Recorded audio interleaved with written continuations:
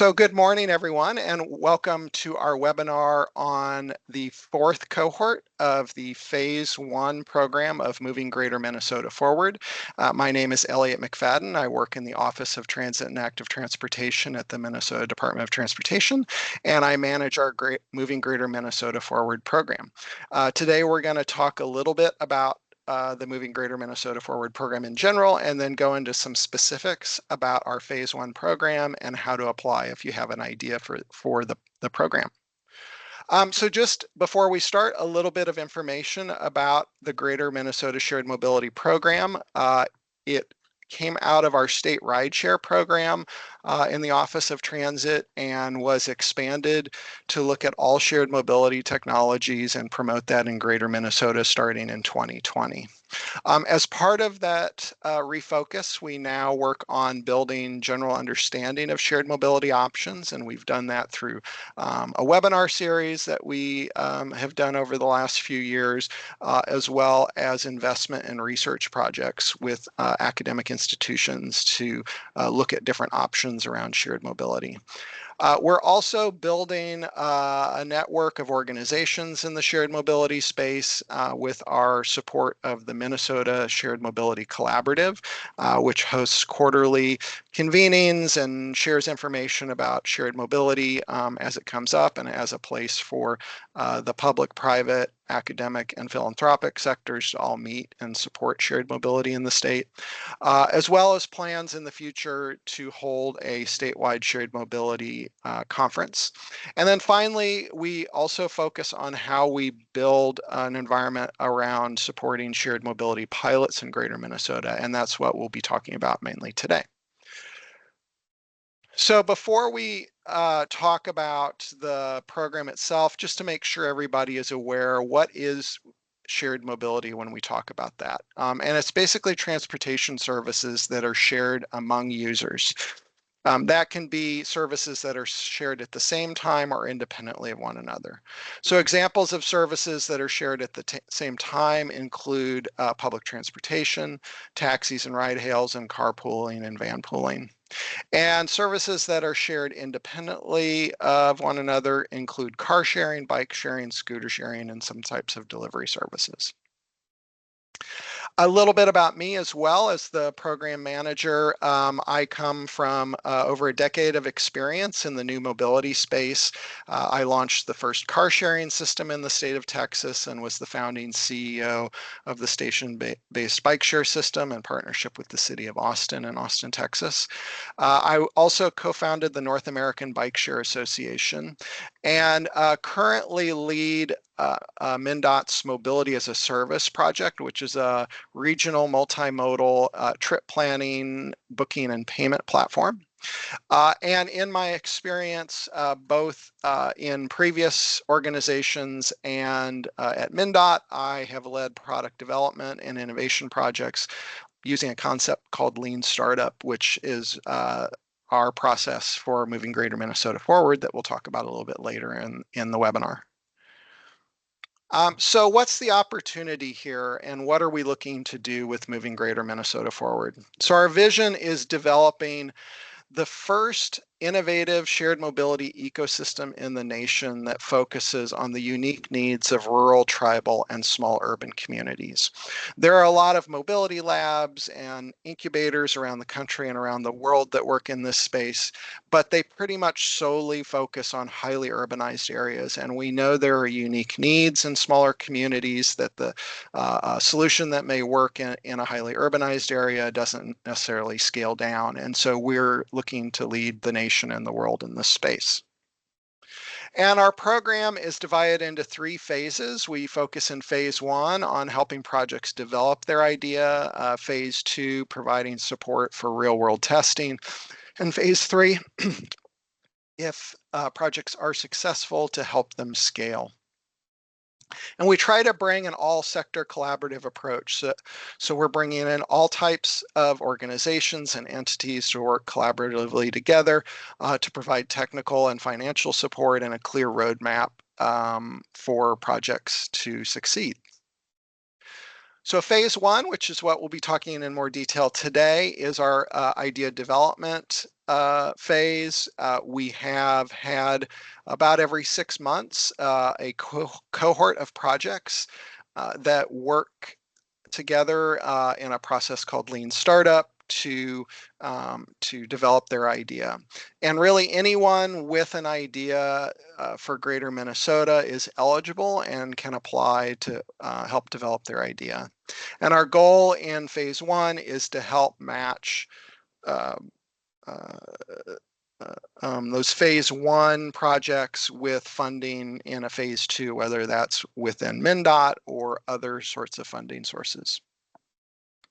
Phase 2 is testing, and that is moving on to getting a real world pilot going to test the idea in Greater Minnesota.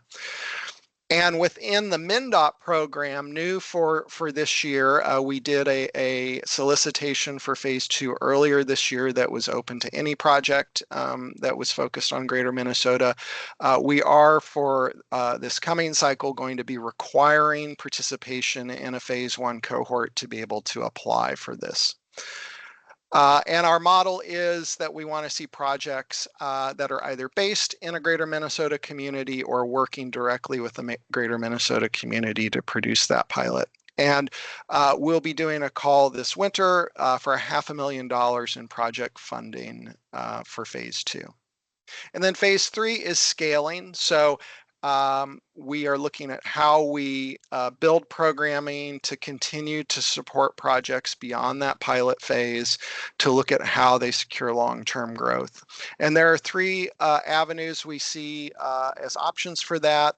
If there's a commercialization opportunity, we would look to spin the project off and match them up with our Launch Minnesota program, which is in the Department of Employment and Economic Development, that matches early stage investors with entrepreneurs.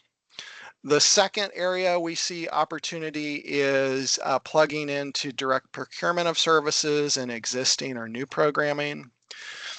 But there may also be a unique situation where it makes sense to establish a public-private partnership entity to leverage public, private, and philanthropic dollars moving forward. So this will be unique to each project, but MnDOT will be there to support and make those connections. So if we kind of take a look really quick, an overview of these 3 stages that projects can work through. So this first phase of phase 1, which we'll talk a little bit more in detail on this call, but really getting that idea from something that could be back of an envelope idea to something that could be funded with cohorts every 6 months, an annual call for projects that have come out of phase 1 for pilot funding, and then looking at how we scale those long term. So now we'll go into a little more detail on the phase 1 part of moving Greater Minnesota forward. And I first want to talk about our innovation framework for this. I mentioned it earlier, it's called the Lean Startup. And this process comes out of the tech community over the last 20 years as a way to really efficiently and in a low resource, low impact way, be able to test out an idea before you make a large investment. So a few key parts of this concept are: 1, it is problem solution focused. So this is not about technology for technology's sake. This is, what is the problem within your community that you're trying to solve, and does your solution actually solve that problem? It's also human-centered design. So you involve customers and end users as much as possible, as early as possible, so you can get their feedback and continue to refine your idea and make sure it's aligned with what the community need is. The third thing is it's resource light. So you don't invest a lot of resources to build your idea until you've gotten this feedback. And the thing that you're trying to build is your minimum viable product, or what we call an MVP. And that's, what are the least amount of resources you can put into an idea to give a reasonable facsimile of your end concept, so that you can have customers and users interact with it and give you more feedback.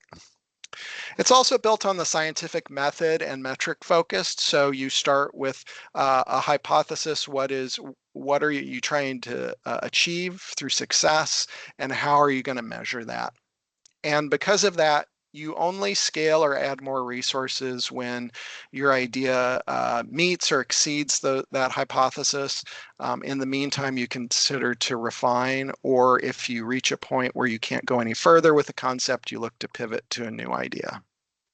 And so it creates this very virtuous cycle of building a concept, getting it out into the hands of folks to get feedback, learning from that, and then continuing to refine. And you continue this process over time.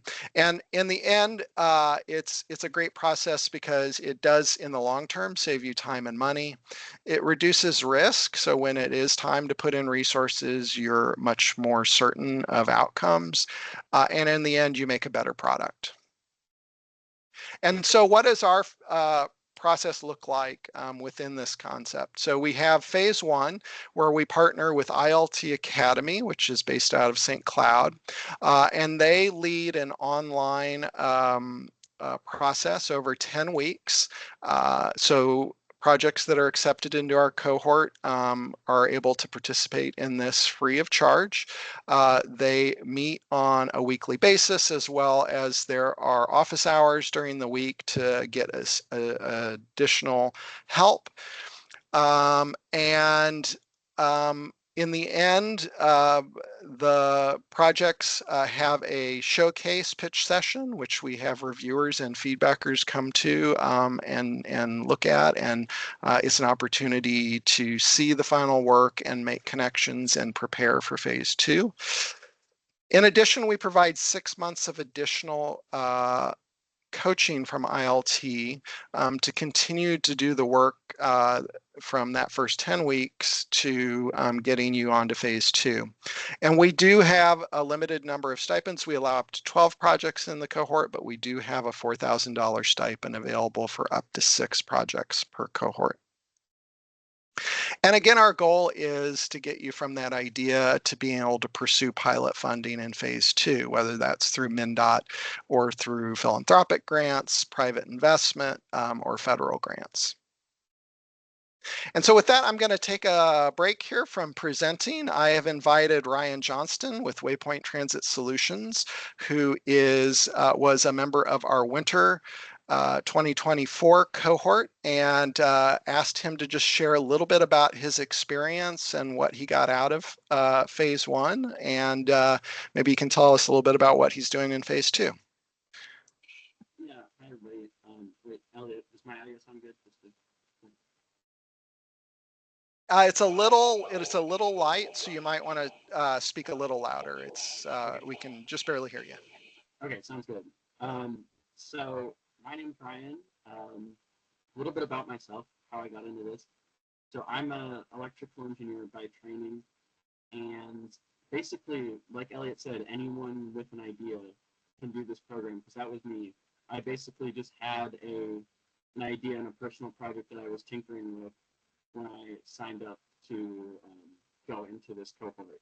So that's kind of cool. And so now, like he said, I'm in phase two working on my pilot program right now, so I can say about that after. But first, so phase one, so I did that this winter with ILT, and it's definitely an interesting journey that you go through, because like Elliot said, you're applying the lean startup principles to your idea.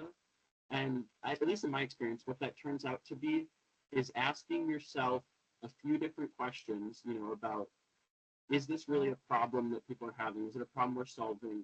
Is my solution actually addressing the problem? And am I targeting this solution towards the right customers that are experiencing this problem? And it's really, just a few questions like that, and you're attacking those questions in a number of different ways, a number of different times, until you really understand and refine the thing you're working on. And it's so when you work with ILT, Nick is really going to push you. Nick is the head of ILT, to really understand this thing, because you're going to go in thinking like, oh yeah, this is the problem, this is my solution. I already know this, but I think that you're going to have a lot of realizations along the way of maybe you were right that you are solving the right problem, but you don't quite have an understanding of the specifics of it. Or I saw people in my cohort completely pivot on the problem that they're trying to solve because through this process they realize, well, this is not exactly the right problem for me to be solving. And so it's a really good process where you learn a lot about that. And then I also think it's a good process where you learn a lot about how to communicate your problem and your solution, because to be able to communicate it, you really need to understand it. And so you first need to go through all those questions, be able to answer those. And then ILT also helps you prepare communication in a really good way. And I think that's really important because as you prepare these ideas to try to get funding from, whether that's a grant or whether that's investment, or you look for partners for people you want to implement these ideas with. So in my case, I'm implementing my idea with the Duluth Transportation Authority. So I had to pitch this to them and get them on board. And so being able to really understand your problem and your customer and your solution helps you be able to formulate these ideas to go out and get people on board with your project. Yeah, and so I think it sets you up really well to be able to transition into phase two. So just a little bit about what I'm doing. So I am making solar powered live bus signs, and so live live information arrival screens you see a lot at in bigger cities like in Minneapolis on the light rail. They have live lifetime arrival screens, and so I'm hoping to bring that kind of technology to smaller urban areas like Elliott mentioned with this program. And so I'm building those right now, and they're going to be up in Duluth sometime in the next few months here, and then they'll be piloted for a year. So that's what I'm doing. And I just like to mention also that in the phase one program, I saw a ton of people doing a ton of different things. So mine was related to public transit. I saw people doing stuff with bike share, saw people doing stuff with delivery services, ride share. It can be anything. And I saw people like myself who are just getting into this, people from the private sector who had a bunch of experience, people from the public sector who had a bunch of experience. So basically, people coming from all walks of life in the transportation community come together in this program and with all sorts of different ideas. So I would definitely encourage you to get into it, no matter what your idea is or where you come from. And you can learn a ton from ILT, but you can also learn a ton from your fellow people in the cohort, because they have all sorts of different kinds of experience. So it's a really cool opportunity, and I encourage everyone to get after it. And if they participate, to really go full into it. So yeah, thank you. Yeah, thanks, Ryan. And I want to underscore, I do a debrief with every participant in the cohort. We've now had 3 cohorts. We've had 28 projects go through, or we have a summer cohort that's happening right now in the process of working through this. Everyone has told me how much they appreciate being able to be in this group with other folks that are working on transportation projects, to hear about it, that they learn so much, that it helps build that network. So I think that's sort of an additional benefit, aside from just helping move your project forward, to build that network. And I think that's part of our overall goal too with the program. And with just the Greater Minnesota Shared Mobility Program at MnDOT in general, is to really build a community and an industry for this in Minnesota. So I appreciate that, Ryan. Thank you for sharing with us. I will also share out, I sent out a video this morning. We did do a little video interview with Ryan and Tammy Hagan, who was our guest on our last webinar. So do take a look at that. They talk a little bit more about their project and what they got out of the program. But I appreciate you sharing with us today. I am going to jump back to my presentation here, and go into a little more detail on the process of actually applying. Wanted to say, first of all, before I do that, that we are going to have a workshop with ILT Academy. It is a free workshop coming up next Friday, August 30th. It's from 11 to 1.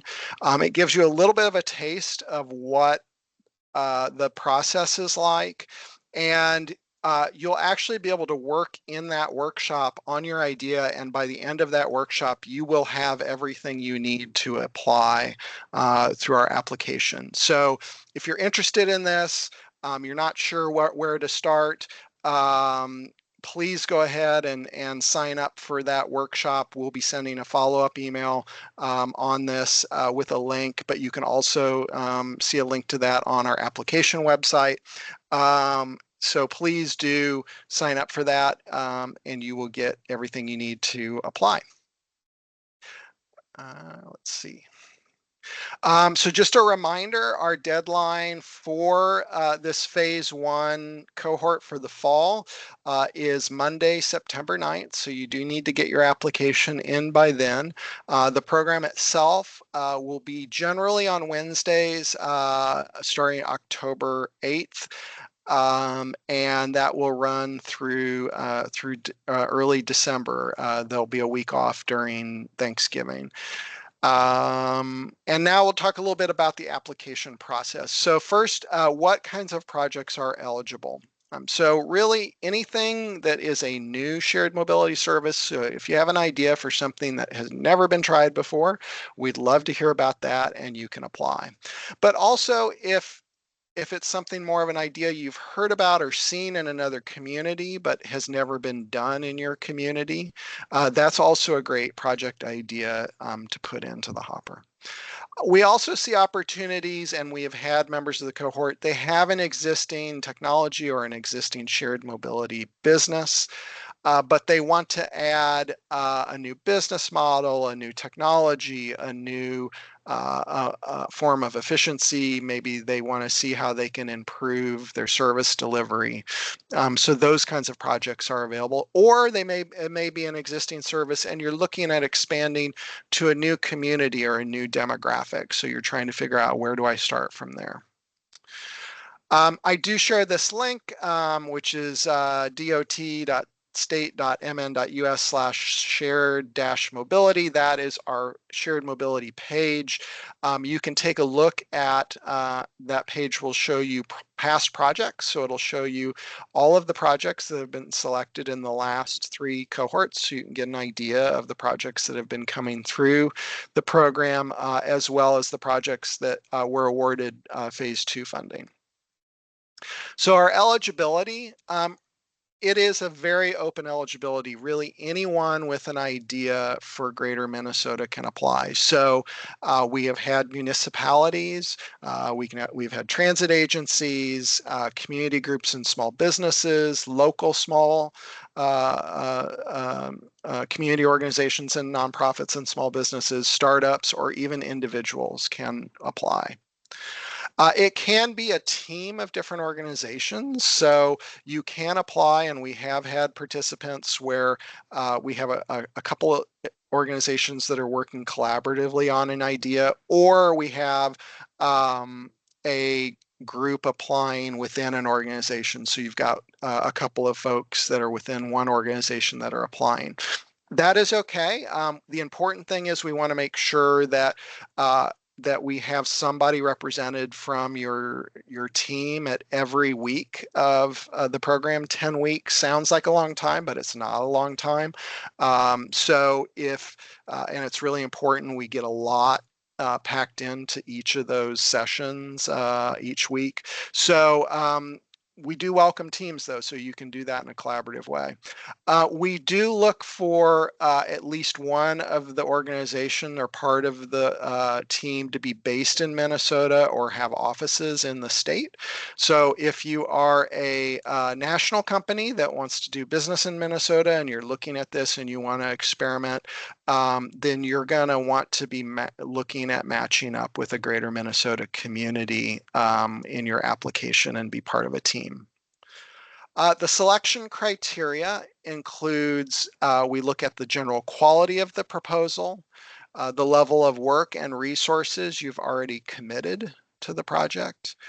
Geographic balance, we want to see projects from all over the state, so we do take that into account. And then alignment with our MnDOT priorities. So basically based on we see a high quality proposal. We've seen you've already put in some work. You're balanced as far as the rest of the state, and then you're aligned with these priorities. You're going to score higher with us than otherwise. So, what are our priorities? We'd like to see projects, especially in these 5 areas. One would be first mile, last mile connection to transit, or a supplemental service that can provide connections to transit riders where public transit is not currently able to serve.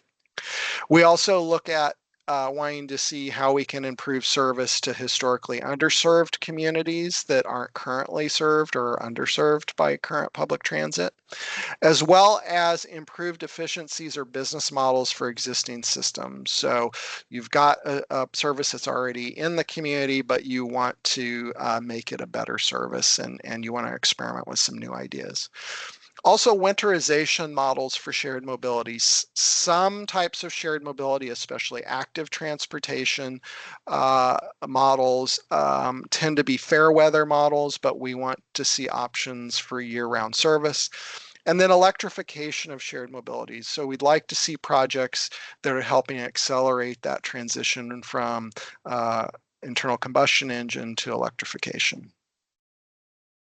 The application itself is pretty straightforward. As I mentioned, if you attend that workshop with ILT Academy on the 30th, you will basically have all of this information. But even if you don't, we don't think it is an application that should take any more than about 10 or 15 minutes to complete. We're going to ask you a series of questions about your project. So what's your idea? Where are you wanting to test it? Who do you think your customer is, and what is the problem, the transportation or mobility problem within the community you're trying to solve with this? Now, keep in mind that this may change over time, and that's okay. As Ryan mentioned, some projects start out with an idea, and then when they go out to validate that, they find that that's not where the marketplace is, or that's not the problem that needs solving. But we need a place to start, and we want you to have thought about this before you've applied. We also want you to describe any work that you've done to date and any existing partnerships that you have. You'll have an opportunity to indicate whether you need the stipend or would like to request the stipend to participate. And you are welcome to upload and include any images, research, or other documentations that help explain your idea. But do please keep in mind that anything that you submit is subject to open records requests. So please avoid putting anything proprietary or any kind of intellectual property in your application. Just a little looking ahead on the calendar right now for phase 1. So we opened up last week our enrollment, accepting applications. Folks can apply anytime during this period.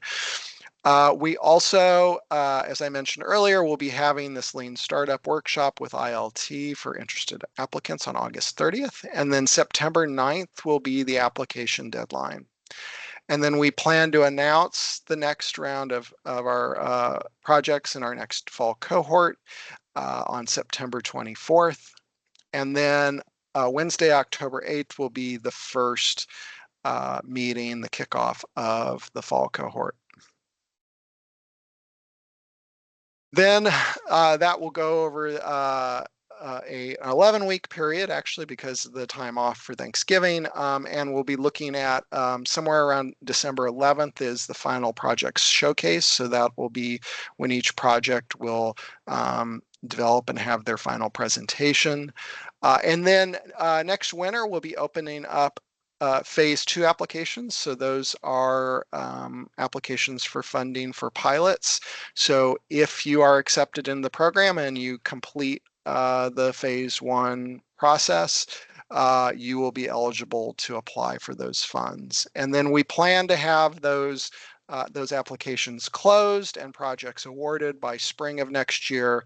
And the goal is by fall of next year to have those phase 2 projects begin. So what's next if you're interested in applying? First, again, sign up and attend the ILT workshop on the 30th. That'll give you everything you need to apply and a good sample of what that program is going to look like. If you have any questions about your project, whether it might be a good match, kind of where you are on the process, please feel free. You can email any questions that you have to me at elliott.mcfadden@state.mn.us, and I will answer any of those. And then apply. We hope you, if you've got a good idea or even an idea that you're just trying to figure out if it's a good idea, we hope you apply by September 9th. And with that, I will close out the presentation section of this and stop and see if, look in the chat, see if we have any questions. I'm not seeing any questions right now, but we'll wait just a few minutes here and see. Now is a good time. You can either put in the chat or you can come off of mute if you want and ask a question if you have it.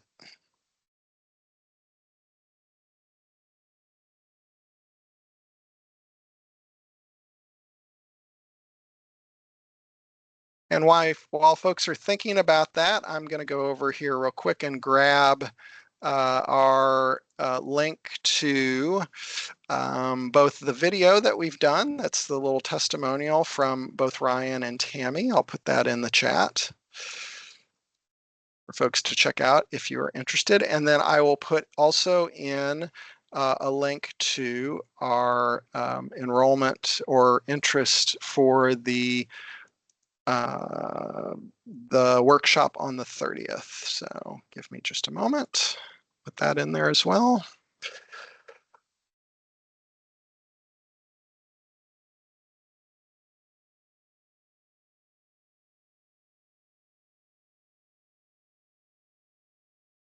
So if you are interested, if you fill that out, then you will get an invitation a few days before the workshop that you can use to join that. So just checking in to see if folks have any questions before we wrap up today. And if you think of anything after this call, please feel free to email me as well.